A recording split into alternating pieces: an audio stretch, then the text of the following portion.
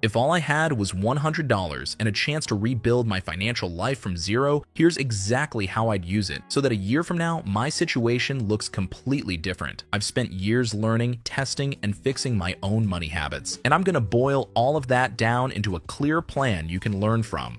If you watch until the end, you'll have a simple, realistic roadmap you can adapt to your own life, even if you feel like you're starting from zero.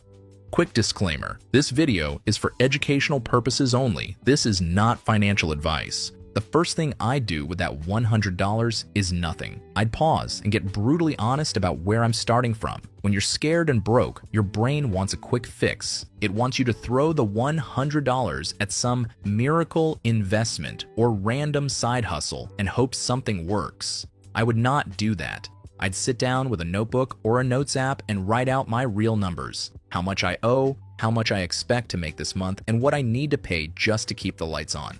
I'd list rent, basic food, transport to work or interviews, and any minimum payments on painful, high-interest debt.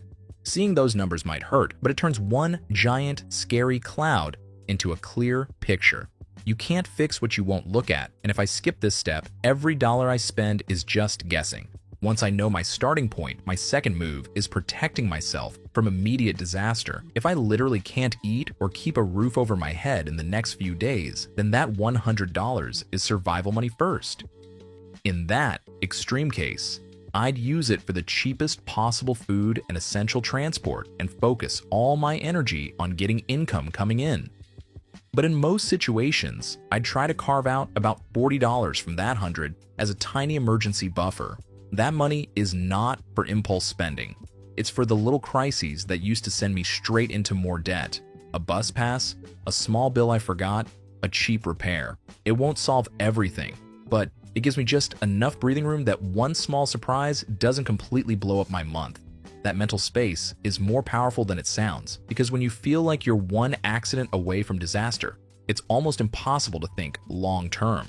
With the remaining $60, my third move would be to build a simple system for my cash flow. Cash flow is just money coming in and money going out, and most people have no idea where theirs actually goes.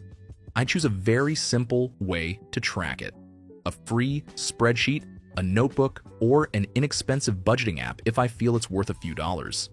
I'd write down my income and decide in advance how each dollar will be used.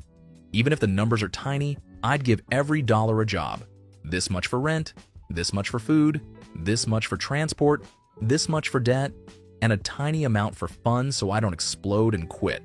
Then, each time money comes in, I'd move it according to that plan. The point is not perfection. The point is awareness. Once I can see my leaks, I can start plugging them, and that's how I free up more than $100 over the next few months without feeling like I'm punishing myself. Now comes the part that makes the biggest difference. I'd use most of what's left to increase my earning power instead of chasing quick investment wins. When you're starting over with almost nothing, your income is your engine. A one-time choice that boosts my income by even a couple $100s a month will do more for me than putting that same $60 into an investment account right away. So I'd ask, how can I use this money to make myself more valuable? That might look like a short, very practical online course that teaches a skill I can start charging for quickly. Basic spreadsheets, entry-level coding, customer support skills, beginner design, simple video editing, or writing. Or it might be transportation to a job fair, printing a better resume, or paying for a month of internet so I can apply for remote work.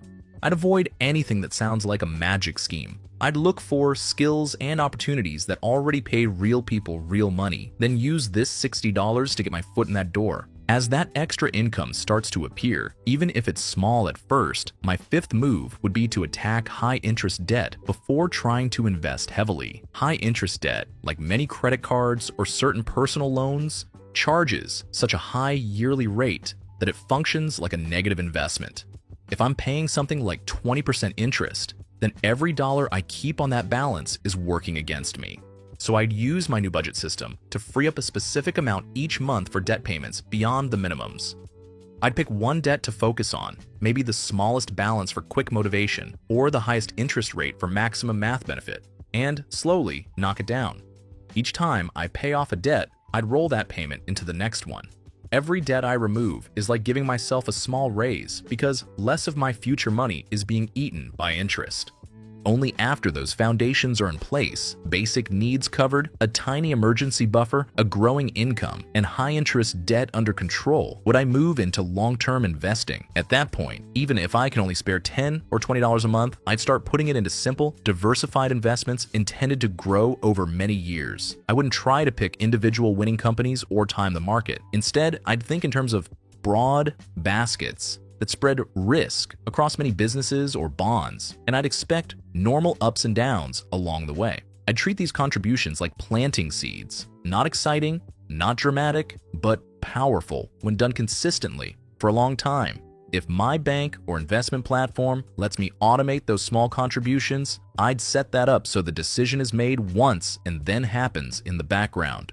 Running alongside everything, I'd keep working on my mindset and environment. Starting over with $100 isn't just about numbers, it's about identity. If deep down I still believe I'm bad with money or destined to struggle, I'll find ways to sabotage progress. So I'd spend free time with free or cheap resources that reshape how I think. Library books, podcasts, and channels that focus on realistic, long-term wealth building instead of hype. I try to surround myself, even online, with people who are trying to pay off debt, save, and invest slowly and sanely, not just showing off their latest purchase.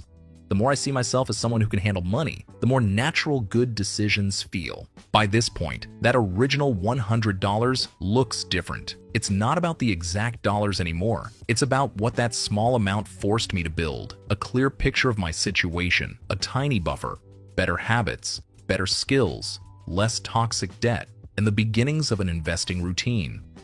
The real power is not that the $100 turned into some huge number overnight, but that it kickstarted a path where every new dollar that flows through my life is treated with more respect. Most of us were never taught how money actually works. What matters now is how you use the next bit of money and the next few months. If this video helped you, like and subscribe for more.